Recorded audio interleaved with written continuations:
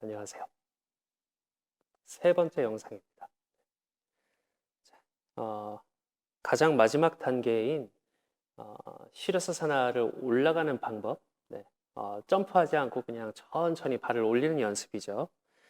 어, 시간으로 따지면 시르스 사나를 하기 위해서 올라가는 게 시간상 제일 첫 번째 해야 될 일이죠. 발을 올리는 게 첫 번째인데 이걸 왜 마지막 단계로 뒀냐면 이게 제일 어렵기 때문이에요. 뭐 안 그런 사람도 있겠지만 저는 이게 제일 어려웠습니다. 그리고 주변에서도 이걸 제일 어려워하기도 했고요. 어, 이걸 이게 필요로 해서 영상을 보시거나 배우시는 분들은 그 전까지는 점프를 하거나 아니면 이런 방법, 여기에서 무릎 하나 접고 발을 띄었다가 붙였다가 했다가 이렇게 모아서 천천히 올라가는 뭐 그런 방식을 연습하셨을 거예요. 아니면 준비했다가 뿅 하고 점프를 하거나 한 발을 들어서 뿅 하고 점프를 하거나 이런 방식으로 하셨다는 뜻이겠죠. 아니면 벽을 앞에 놓고 몇 번의 시도를 해서 퍼센트로 성공해서 올라가는 그런 방법을 연습하셨을 겁니다. 한 번에 올리는 게 참 어려운데 역시 한 번에 천천히 발을 띄어서 올리는 이 방법에 대한 연습은 우르드바 단다사나 그리고 시르스 사나에서 천천히 내려오는 거, 시계처럼 구간적으로 나눠서 내려오는 전 영상에서 했었던 그런 내용들이요. 이것에 대한 연습이 돼야 올라가는 거에 대한 연습이 그 다음에 가능하다는 생각이 들어요. 그래서 이걸 마지막 단계로 정했습니다. 자, 내려오는 건 되는데 어느 정도 올라가는 것도 되는데 가장 문제는 맨 처음 바닥에서 발을 띄울 때 발이 바닥에서 한 90도까지 올라갈 때 이 구간이 아마 제일 힘드실 거예요. 이유는 뭐냐면 균형보다는 또 힘보다는 유연성 때문입니다.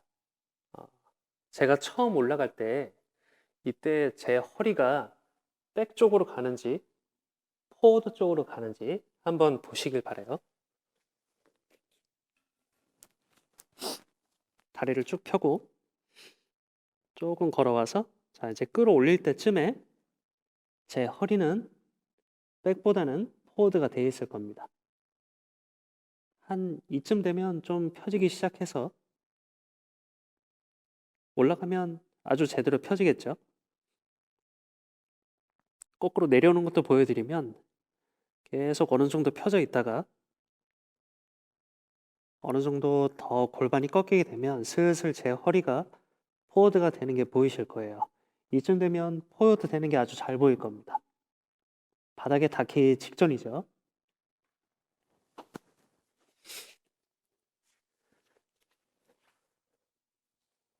아유 힘들어.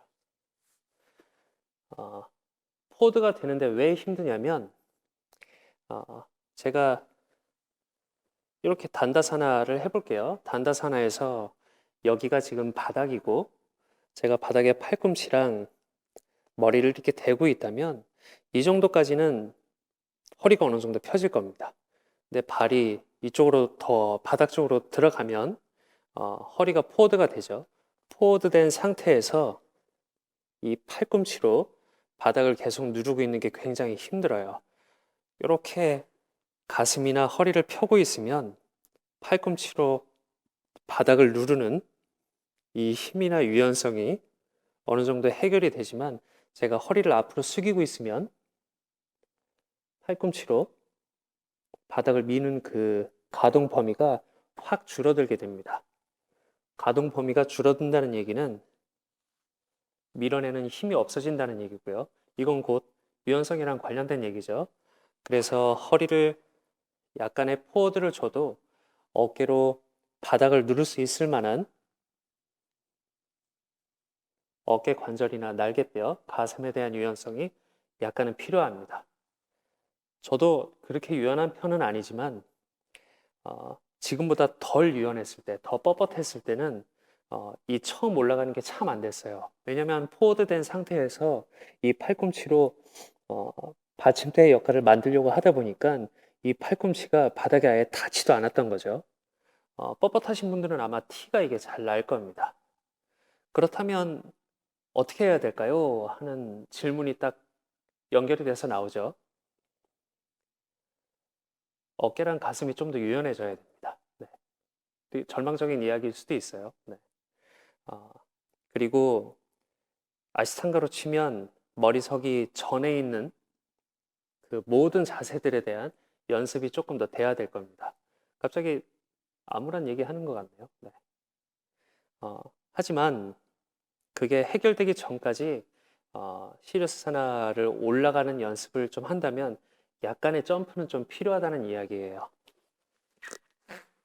어느 정도의 점프가 필요하냐면 내 어깨의 유연성이 소화할 수 있는 만큼의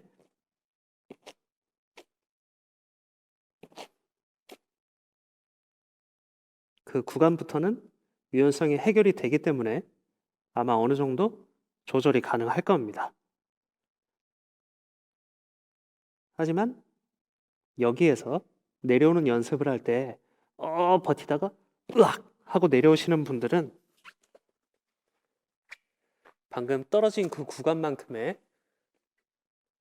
유연성을 소화할 수 있는 만한 어깨가 아직 준비가 안 돼 있기 때문에 어느 정도 더 천천히 내려오려다가 중간에 떨어지는 이유이기도 해요. 그 말은 곧 다시 얘기해서 어, 허리나 가슴과 어깨에 대한 또 목에 대한 유연성에 관련된 자세들, 아시탄가의 더 앞에 있는 자세들에 대한 연습, 시간, 네, 그런 것들이 필요하다는 이야기입니다. 어, 좀 기운이 좀 빠질 수도 있을 것 같아요. 저도 이 얘기를 처음 들었을 때 굉장히 기운이 빠졌거든요. 되게 그렇지. 난 이게 문제였어 해서 정말 마술처럼 이 이야기를 듣고 한 번에 팍 해결되는 그런 포인트가 아니라 어? 연습해야 되는 거구나. 시간이 있어야 되는구나. 이런 얘기를 들으면 지금 어떻게 할 수 있는 게 아니니까요. 네. 하지만 이거를 마음속에 잘 저장을 해놓았다가 시러스 하나를 연습할 때 아니면 요가 수련 첫 시작할 때 아니면 아시탄가를 처음 시작할 때 그래. 내가 수리아 나마스카라를 하는 것 어, 뭐 스탠딩이나 프라이머리를 하는 이유들 중에 하나가 더 생긴 겁니다. 매일매일 꾸준히 수련해야 되는 이유가 하나 더 생긴 거죠. 그렇게 생각하면 또 좋은 것 같아요. 그냥 수련하는 것 자체도 좋지만 앞에 하는 이것들이 뒤에 있는 자세들을 도와주기 위해서 하는 거구나. 이런 생각을 해도 네, 좀 더 동기부여가 되지 않을까 하는 생각이 좀 듭니다. 자, 총 3가지의 영상을 찍었고요. 네. 가급적 이 영상의 차례대로 네, 연습을 해보시는 게 좋을 것 같아요. 만약에 뭐 첫 번째, 두 번째가 이미 된 분들이라면 그 단계에 맞춰서 연습을 해보시거나 네, 스스로 연구하는 시간, 네, 그런 시간을 가져보시는 게 좋을 것 같습니다. 자, 시르스 하나, B, 그리고 시르스 사나에서 내려오는 연습, 시르스 사나에서 올라오는 연습, 이 3가지에 대한 영상이었고요. 네, 봐주셔서 감사하고 네, 다음에는 또 다른 내용으로 찾아뵙도록 하겠습니다. 감사합니다.